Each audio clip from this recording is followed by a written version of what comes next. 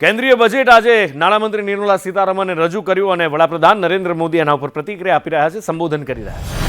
पिछले 10 वर्षों में 25 करोड़ लोग गरीबी से बाहर निकले हैं। ये जो न्यू मिडिल क्लास बना है, ये बजट उनके सशक्तिकरण की निरंतरता का बजट है। ये नौजवानों को अनगिनत नए अवसर देने वाला बजट है। इस बजट से शिक्षा और स्किल को नई स्केल मिलेगी। ये मिडिल क्लास को नई ताकत देने वाला बजट है। ये जनजातीय समाज, दलित, पिछड़ों को सशक्त करने की मजबूत योजनाओं के साथ आया है। इस बजट से महिलाओं की आर्थिक भागीदारी सुनिश्चित करने में मदद मिलेगी। इस बजट से छोटे व्यापारियों, एमएसएमईज को यानी कि लघु उद्योगों का उसकी प्रगति का नया रास्ता मिलेगा। बजट में मैन्युफैक्चरिंग पर भी बल है, इंफ्रास्ट्रक्चर पर भी बल है। इससे आर्थिक विकास को नई गति मिलेगी और गति को भी निरंतरता मिलेगी। साथियों, रोजगार और स्वरोजगार के अभूतपूर्व अवसर बढ़, ये हमारी सरकार की पहचान रही है। आज का बजट इसे और सुदृढ़ करता है। देश और दुनिया ने पीएलआई स्कीम की सफलता देखी है। अब इस बजट में सरकार ने एम्प्लॉयमेंट लिंक्ड इंसेंटिव स्कीम की घोषणा की है। इससे देश में करोड़ों करोड़ों नए रोजगार बनेंगे। इस योजना के तहत जीवन में पहली नौकरी पाने वाले युवा की पहली तनख्वाह हमारी सरकार देगी।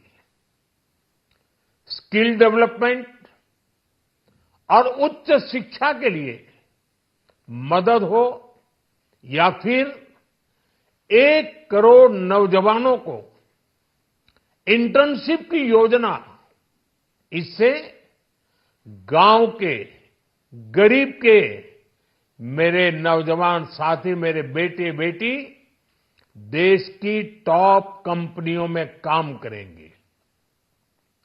उनके सामने संभावनाओं के नए द्वार खुलेंगे। हमें हर शहर, हर गांव, हर घर एंटरप्रेन्योर्स बनाना है। इसी उद्देश्य से बिना गारंटी के मुद्रा लोन की लिमिट को 10 लाख से बढ़ाकर 20 लाख रुपए किया गया है। इससे छोटे कारोबारियों, विशेष रूप से महिलाओं, दलित, पिछड़े, आदिवासी परिवारों में स्वरोजगार को बल मिलेगा। साथियों, हम सब लोग मिलकर भारत को ग्लोबल मैन्युफैक्चरिंग हब बनाएंगे।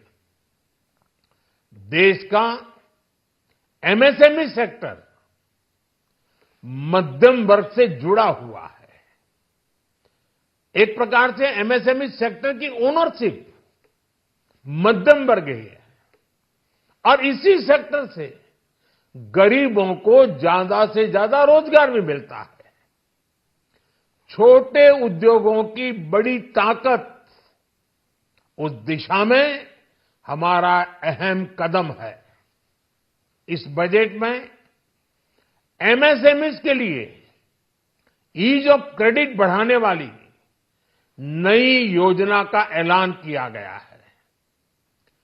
मैन्युफैक्चरिंग और एक्सपोर्ट्स इकोसिस्टम को हर जिले तक ले जाने के लिए बजट में अहम घोषणा की गई है। ई कॉमर्स, एक्सपोर्ट हब्स और फूड क्वालिटी टेस्टिंग के लिए 100 यूनिट्स, ऐसे कदमों से वन डिस्ट्रिक्ट वन प्रोडक्ट अभियान को गति मिलेगी। साथियों, ये बजट हमारे स्टार्टअप्स के लिए, इनोवेशन इकोसिस्टम के लिए ढेर सारे नए अवसर लेकर आया है। स्पेस इकोनॉमी को बढ़ावा देने के लिए 1,000 करोड़ रुपए का फंड हो, एंजल टैक्स हटाने का फैसला हो, ऐसे कई सारे कदम इस बजट में उठाए गए हैं। साथियों, रिकॉर्ड हाई कैपेक्स इकोनॉमी का एक ड्राइविंग फोर्स बनेगा। 12 नए इंडस्ट्रियल नोड्स, देश में नए सैटेलाइट टाउन्स का विकास और 14 बड़े शहरों के लिए ट्रांजिट प्लान्स, इससे देश में नए इकोनॉमिक हब विकसित होंगे और बहुत बड़ी संख्या में नए रोजगार बनेंगे। साथियों, आज डिफेंस एक्सपोर्ट्स रिकॉर्ड स्तर पर है।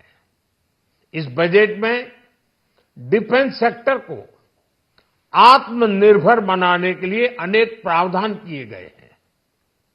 आज पूरी दुनिया में भारत के प्रति आकर्षण बढ़ा है और भारत में टूरिज्म के क्षेत्र में नई संभावनाएं बनी हैं।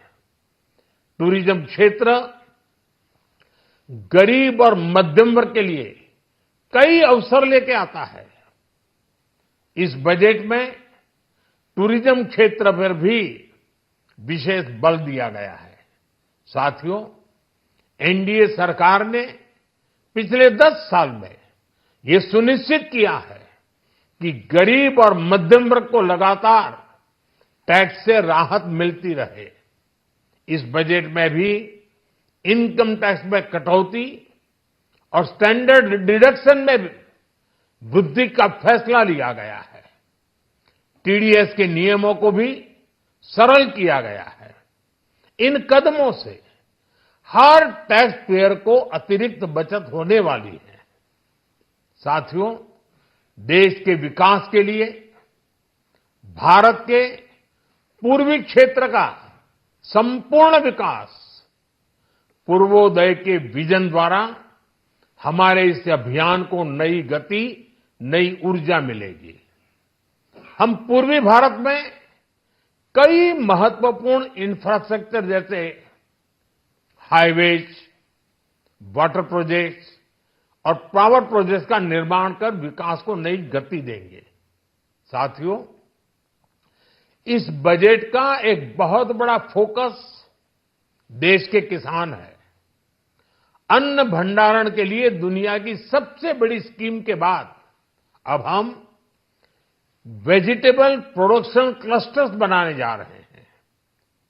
इससे एक और छोटे किसानों को फल, सब्जियों, अन्य उपज के लिए नए बाजार मिलेंगे, बेहतर दाम मिलेंगे, तो दूसरी ओर हमारे मध्यम वर्ग के लिए फल, सब्जियों की उपलब्धता बढ़ेगी और परिवार के लिए पोषण भी सुनिश्चित होगा। कृषि क्षेत्र में भारत का आत्मनिर्भर बनना समय की मांग है। इसलिए दलहन, तिलहन की पैदावार बढ़ाने के लिए किसानों को मदद की घोषणा की गई है। साथियों, देश में गरीबी समाप्त हो, गरीब का सशक्तिकरण हो, इस दिशा में भी आज के बजट में प्रमुख घोषणाएं की गई है। गरीबों के लिए 3 करोड़ नए घर बनाना तय हुआ है। जनजातीय उन्नत ग्राम अभियान सेचुरेशन अप्रोच के साथ 5 करोड़ आदिवासी परिवारों को मूलभूत सुविधाओं से जोड़ा जाएगा। इसके अलावा ग्राम सड़क योजना 25,000 नए ग्रामीण क्षेत्रों को ऑल वेदर रोड से जोड़ेगी। इसका लाभ देश के सभी राज्यों के दूर दराज गांवों को मिलेगा। साथियों, आज का बजट नए अवसर, नई ऊर्जा लेकर आया है। ये ढेर सारे नए रोजगार, स्वरोजगार के अवसर लेकर आया है। ये बेटर ग्रोथ और ब्राइट फ्यूचर लेकर आया है। आज का बजट भारत को दुनिया की तीसरी सबसे बड़ी आर्थिक ताकत बनाने के उस पूरी प्रक्रिया में कैटलिस्ट का काम करेगा। विकसित भारत की एक ठोस नींव रखेगा। सभी देशवासियों को बहुत बहुत शुभकामनाएं।